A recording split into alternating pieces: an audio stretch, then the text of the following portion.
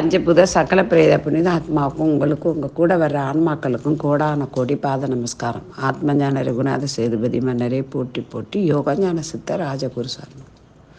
அம்மா தூத்துக்குடி மாவட்டம் ராமேஸ்வரம் இந்த பக்கம் ஃபுல்லாக ஒரு 5 மாவட்டத்துக்கு மேலே தண்ணிக்குள்ளே மூழ்கும் நிலையில் வந்துருச்சு. இந்த பிரபஞ்சம் இந்த தட்சிணாய காலம் உத்தராய காலம்னு சொல்லக்கூடிய இந்த காலத்தில் இப்போ இறைவன் தூங்கக்கூடிய காலம். 6 மாதம் தூங்கு காலம், 6 மாதம் கண் விழிக்கும் காலங்கள்.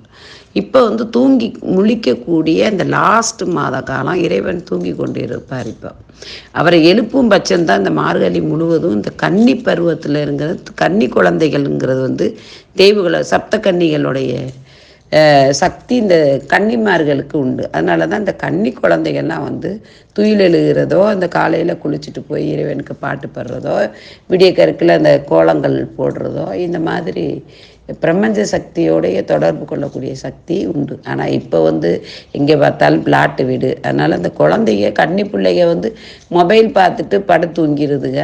எந்திக்கிறதே 10 மணி ஆயிடுது. ஸ்கூலுக்கு எழுப்புறது கூட ஸ்கூலு கூட லீவு ஆயிடுது. அதுவும் இல்லாமல் மழையில் அவங்கவுங்க வீட்டு பஞ்சாயம் சாப்பாட்டுக்கே இதாவது வேலைகள் எல்லாத்துக்கும் நின்று போச்சு, வேலை செய்ய முடியாமல். இந்த நேரத்தில் என்ன முக்கியமாக சொல்ல வரேன்னா, இப்போ பாருங்கள், தூத்துக்குடி ராமேஸ்வரம் அதெல்லாம் 5 மாவட்டங்களில் சாப்பாட்டுக்கு என்னால் முடிஞ்ச அளவுக்கு வண்டியில் கொண்டு போய் மக்களுக்கு கொடுத்துட்டு வரேன். ஆனாலும் எத்தனையோ கோடீஸ்வரர் இதை பார்ப்பாருங்க, கேட்பாங்க. தயவு செய்து நீங்கள் எங்களுக்கு காசாக தர வேணாம், அரிசியாக கொடுங்க, அதாவது பருப்பு கொடுங்க, அதை நாங்கள் ஆக்கி கொண்டு போய் கொடுத்துட்டு வரோம். நீங்கள் கொடுக்குற உங்கள் பேரையும் கூட நாங்கள் சொல்கிறோம். தயவுசெய்து இந்த நேரம் பார்த்து மக்களுக்கு அடுப்பு வைக்க கேஸு கிடைக்கல, கரண்டு இல்லை, மக்களுக்கு சாப்பிட்றதுக்கு வேலை இல்லை, சாப்பிட்றதுக்கு உணவு பற்றாக்குறை ரொம்ப இதாகுது. அதனால் இதை பார்க்குறவங்க தயவுசெய்து இந்த பருப்பு வகைகளையும் அரிசியும் கொஞ்சம் அனுப்பிச்சி வைங்க. உங்களால் சமைக்க முடியாது, உங்கள் பேர் சொல்லியே கூட நான் மக்களுக்கு கொடுக்குறேன். இதுவரையும் நான் எல்லாம் செஞ்சுருக்கேன். யாருக்கும் நான் சொல்லவும் இல்லை, வைக்கவும் இல்லை. ஆளுகளை பார்க்குறதும் நான் பார்க்கவும் இல்லை. இப்போ மக்களை பார்க்குறதுக்கு மக்களுக்காக தவங்கள் புரிகிறதும் மக்களுக்காக என்னுடைய வாழ்வாதாரத்தை பணிய வைக்கிறதுமா தான் போயிட்டுருக்கு. தயவுசெய்து கோயில் கட்டுறது, மக்கள் தங்குறது கட்டுறது அது ஒரு பக்கம் இருக்கட்டும். அதையும் தாண்டி இப்போ மக்களுடைய வயிற்று பிரச்சனை இருக்கு இல்லையா, அதை சரி பண்ணணும். உங்களால் முடிஞ்சு நீங்கள் ரேசரிசி வாங்குவீங்க இல்லையா, அதையாவது கொடுங்க. அந்த ரேசரிசியாவது கொடுங்க. எத்தனையோ பேர் ரேசரிசியை வாங்கி வச்சுருப்பீங்க, ரேஷன் அரிசியை வாங்காமல் இருப்பீங்க. அதெல்லாம் வாங்கி கூட கொடுங்க. அதெல்லாம் அதில் உள்ள பருப்பு இதுகளை கொடுங்க. நான் மக்களுக்காக கொண்டு போய் அதை நல்ல மாதிரி ருசியோடு செஞ்சு கொடுக்குறேன். அந்த காலத்தில் இது காலங்காலமாக எப்படினாலும் ஒரு வறுமையை காட்டும் பிரபஞ்சம். அப்போ தான் நம்ம உணர்றதுக்கு. அந்த காலத்தில் குப்பை மேனியை அவிச்சு அதை ருசியோடு செஞ்சு கொடுத்தாங்க குழந்தைகளுக்கு, தாய்மார்களுக்கு. அதே மாதிரி நீங்கள் கொடுக்குற ரேஷரிசியாக இருந்தாலும் அதுக்கும் பேர்களை சொல்லி ருசியாக சமைச்சு மக்களுக்கு வயிற்றுக்கும் நாவுக்கும் நிறைவாக அவங்களுக்கு கொடுக்கணும்னு ஆசைப்பட்றேன். தயவுசெய்து உங்களை கைகூப்பி வேண்டி கேட்டுக்கிறேன். நீங்கள் அரிசியும் பருப்பும் கொடுங்க. எண்ணெய் கொடுக்கலனாலும் பரவாயில்ல.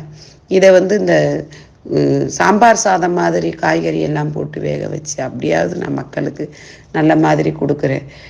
தயவுசெய்து நீங்கள் எல்லாரும் கொஞ்சம் செவி சாருங்க. அதாவது இருக்கிறவங்க கை ஓங்கணுங்கிறது தான் நான் இந்த பதிவை உங்களுக்கு தெரியப்படுத்துகிறேன்.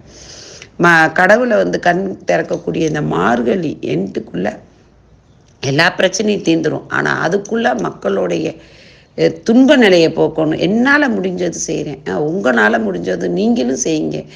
வீட்டில் ஒரு 5 கிலோ அரிசி போட்டாது வேக வச்சு உங்களுக்கு தெரிஞ்ச இடத்துல கொண்டு போய் கொடுங்க. ஆனால் உங்களால் தூத்துக்குடியோ கன்னியாகுமரியோ போய் கொடுக்க முடியாது. ஆனால் நான் இப்போ கன்னியாகுமரி தூத்துக்குடி இந்த மலை இதுகளில் தான் இருந்துகிட்ருக்கேன். நீங்கள் வீடியோ பார்த்துருப்பீங்க. நான் தூத்துக்குடியில் கடலில் குளிச்சுட்டு அந்த சிவபெருமானை பற்றி போட்டிருப்பேன் நான். தயவுசெய்து கொஞ்சம் முன்வாங்க என் அன்பு செல்வ குழந்தைகளாக. தெரியாதவங்களுக்கும் இந்த வீடியோ சென்ட் பண்ணுங்கள். மற்றவங்களுக்கு போய் சேரட்டும். அப்படியாவது அவங்க கொஞ்சம் அரிசியும் பருப்பும் எங்களுக்கு அனுப்பிச்சி வைக்க சொல்லுங்கள். வாழ்க வளமுடன்.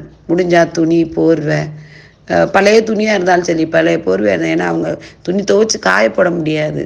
எல்லாமே அழுக்கு துணியும் அது இதுமாக கட்டிகிட்ருக்காங்க. நம்ம கொண்டு போய் கொடுத்தோம்னா உங்களுக்கு பயனுள்ளதாக இருக்கும். இந்த நேரத்தில் கோடி கோடியாக கொடுத்த புண்ணியம் போய் சேரும்.